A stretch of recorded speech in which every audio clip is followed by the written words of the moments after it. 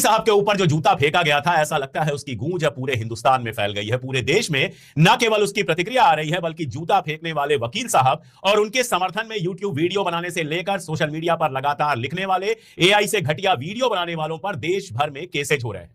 सबसे पहली जो खबर आई वो पंजाब से आई।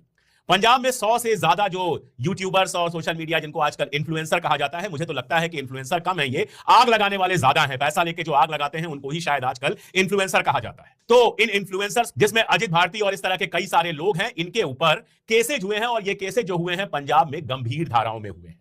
इन केसेस से भाई लोग घबराए हुए हैं। इन लोगों के ट्वीट आ रहे हैं। एक साहब का ट्वीट आया कि मेरी टांग टूटी हुई है, फिर भी मेरे खिलाफ केस हो गया। टांग तुम्हारी टूटी हुई है, लेकिन जस्टिस गवई के खिलाफ बोलने में तुम्हारी जबान नहीं कटी। चूंकि वो दलित हैं और सुप्रीम कोर्ट के चीफ जस्टिस हैं, तो उनके बारे में लगातार घटिया बातें करते हुए तुम्हें यही लगा कि बस अब तो दुनिया हमारे हाथ में है, हमारे पीछे लोग हैं, सरकार हमारे पीछे है, हमारा कुछ नहीं होगा। ऐसे ही आपको याद होगा, एक मैंने उस दिन दिखाया भी था आपको, किक्की सिंह करके एक ट्विटर यूजर हैं, उन्होंने जस्टिस साहब के साथ एक एआई पे तमाशा किया था। उनके जैसा दिखने वाला एक व्यक्ति बनाया था जिसको जूते पड़ रहे हैं और जिसके गले में मटका लटका हुआ है। मैंने उस दिन बहुत डिटेल में आपको बताया था कि कैसे महाराष्ट्र में और कई सारी और जगहों पर दलितों को मजबूर किया जाता था इस बात के लिए कि वो गले में मटका लगाकर निकले।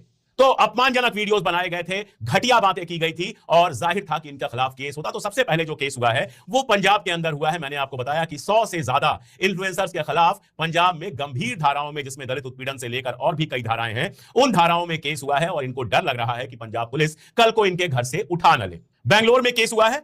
बेंगलोर में जो अधिवक्ता संघ है, बार एसोसिएशन है, उसने बाकायदा एक केस किया है। ये जो वकील साहब है, मैं उस आदमी का नाम तक नहीं लूंगा, मैं उसका नाम भी नहीं लेना चाहता, वो लगातार हीरो बनने की कोशिश कर रहा है। एएनआई पे इंटरव्यू दे रहा है, पीटीआई पे इंटरव्यू दे रहा है, और शर्म आनी चाहिए हमारे इन एजेंसीज को और मीडिया हाउसेस को कि ऐसे आदमी को हीरो बनाने की कोशिश की जा रही है। उसके खिलाफ केस हुआ है बेंगलोर में, बेंगलोर थाने में, बेंगलोर में केस हुआ है उसके खिलाफ। और बेंगलोर वाला जो केस है वो वकीलों ने ही किया है। जाहिर है कि वो भी केस मजबूत होगा। और अब यह आदमी रो रहा है कि मेरा जीना मुश्किल हो रहा है, मेरी सुरक्षा खतरे में है, वगैरह वगैरह। कल तक इसको भगवान जी याद आ रहे थे, इसके सपने में आकर भगवान जी कह रहे थे, और ये कह रहा था कि फिर से आके भगवान जी कहेंगे तो फिर से मैं जूता मारूंगा। इस आदमी को दिक्कत थी कि जस्टिस साहब ने आखिर मॉरिशस में भाषण देते हुए ये कैसे कह दिया कि भारत का संविधान बुलडोजर से नहीं कानून से चलता है। इसके हिसाब से योगी आदित्यनाथ का जो बुलडोजर चल रहा था उसको रोकने की कोशिश करके हमारे चीफ जस्टिस साहब ने कोई गड़बड़ बात कर दी है। और अब जब उसी कानून के तहत इसके खिलाफ केस किया गया है, अब जब इसका विरोध करते हुए इसके घर के आसपास लोग इकट्ठा हुए हैं, अब जब ये वो कागज, थाने का वो कागज एकदम सार्वजनिक हो गया है जिसमें यह बताया गया है कि इसके सारे पड़ोसियों ने शिकायत की थी बाकायदा कि यह आदमी लोगों को परेशान करता है, अपने पड़ोसियों को परेशान करता है, जिस सोसाइटी में रहता है उसके नियम कानून नहीं मांगता है। जब यह सब बाहर आ गया तो यह कह रहा है कि मुझे डर लग रहा है, मेरी सुरक्षा पर खतरा है। जज साहब ने तो बड़ा दिल दिखाया। अभी हाल में उनका एक बयान लाइव ला पर आया है जिसमें उन्होंने कहा है कि हमारे लिए यह सब घटना जो है वो बीती हुई बात हो गई, हम इसको कोई महत्व नहीं देंगे। लेकिन मैंने उस दिन भी कहा था कि जज साहब निजी तौर पर माफ कर सकते हैं, लेकिन जिस तरह से हमारे देश के संविधान का अपमान हुआ था, हमारे देश के चीफ जस्टिस का जिस तरह से अपमान हुआ था, और जिस तरह से सनातन का नाम लेकर हमारे देश के संविधान के अपमान करने की कोशिश की गई थी, और उसके बाद जस्टिस साहब की जाति को लेकर जिस तरह से लगातार सोशल मीडिया पोस्ट आई थी, वो माफ किए जाने लायक चीज नहीं है। उसमें माफ कर देने का मतलब सिर्फ एक बात होगी कि आपने इसकी खुली छूट दे दी। सोशल मीडिया हैंडल्स पे इतना गंदा गंदा लिखा गया जो मैं अपनी जबान पर ला नहीं सकता हूं। आप किसी की भी किसी बात से असहमत हो सकते हैं। मान लीजिए जस्टिस साहब ने एक बात कही, आप उससे असहमत हो सकते हैं, लेकिन असहमति को व्यक्त करने का भी एक तरीका होता है। हम भी सरकार के खिलाफ हैं। इसका मतलब यह नहीं कि मोदी जी और अमित शाह को गालियां देंगे, इसका मतलब यह नहीं कि उनके ऊपर कोई व्यक्तिगत टिप्पणी करेंगे, लेकिन यहां व्यक्तिगत उनकी जाति पर टिप्पणियां की गई, घटिया बात की गई। और यह कोई इकलौता मामला नहीं है। मैं आपको ग्वालियर का एक मामला याद दिलाता हूं। ग्वालियर में लंबे समय से एक विवाद चल रहा है, पहले भी उस पर एक वीडियो मैंने किया था।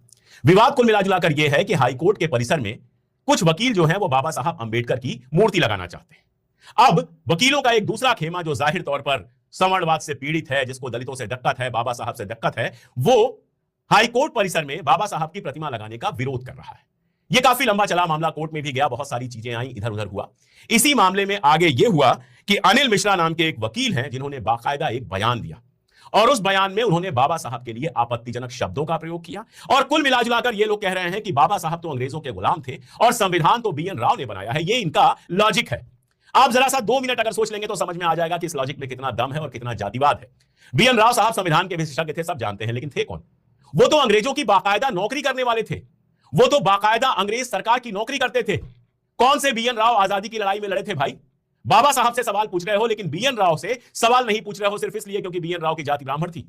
बाबा साहब ने संविधान नहीं बनाया था, लेकिन सलाहकार जिनको बनाया गया था बीएन राव, उन्होंने संविधान बनाया था। बहुत सीधी सी बात है कि संविधान और आरक्षण से दिक्कत है। अनिल मिश्रा का जो एक ट्वीट आया है, एक बयान जो आया है, जो आपके सामने लगा हुआ है इस समय, उसको आप देख सकते हैं। उसमें वो कहते हैं, we the devoted followers of Sanatan Dharma stand as the fearless army of कल की अवतार। वो संविधान की आर्मी नहीं है, वो कल की अवतार की आर्मी है। United we fight the danavas of Kalyug, the so called नीले कबूतर।